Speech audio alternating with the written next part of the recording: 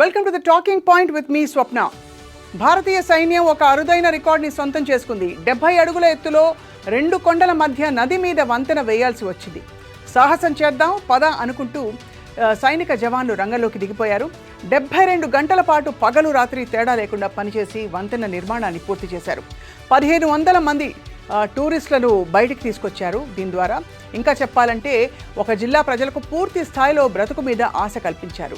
అసలు ఈ సంఘటన ఎలా జరిగిందో ఒకసారి వివరంగా చూద్దాం.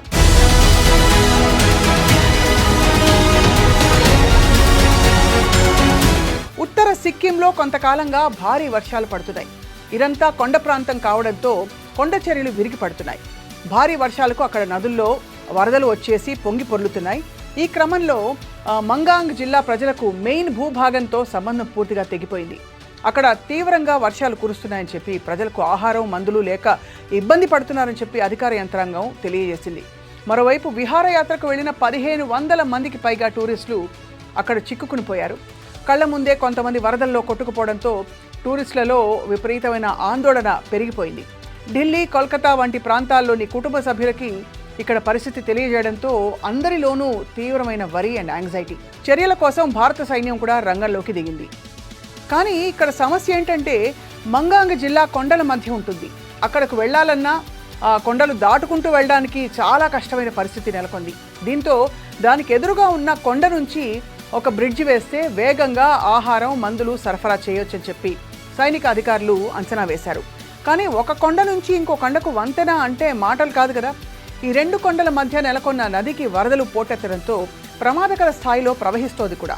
పొరపాటున నదిలో పడితే ఇంకా శవం కూడా దొరికే పరిస్థితి కనిపించదు.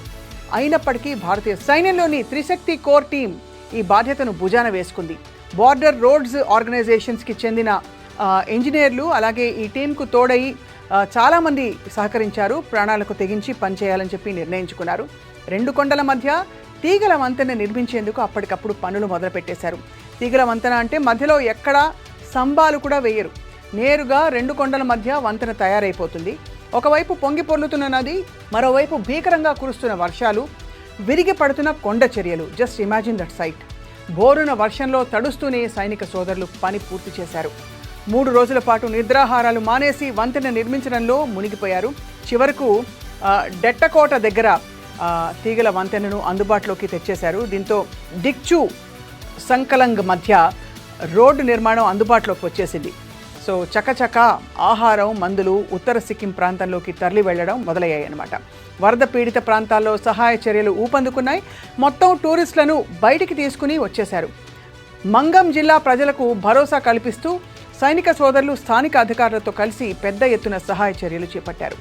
అంతటి కష్టాన్ని సునాయాసం చేసి బోరున వర్షంలో తమ కోసం శ్రమిస్తున్న వాళ్ళందరినీ చూసిన సిక్కిం ప్రజలకు దేవుడు ఎక్కడో లేడు, మన సైనికుల రూపంలోనే ఉన్నారు అన్న సంగతి అర్థమైంది. చాలా బాగుంది కదా. సో సైనిక సోదరులందరికీ కూడా సలాం చెప్తూ thank you all for watching the talking point.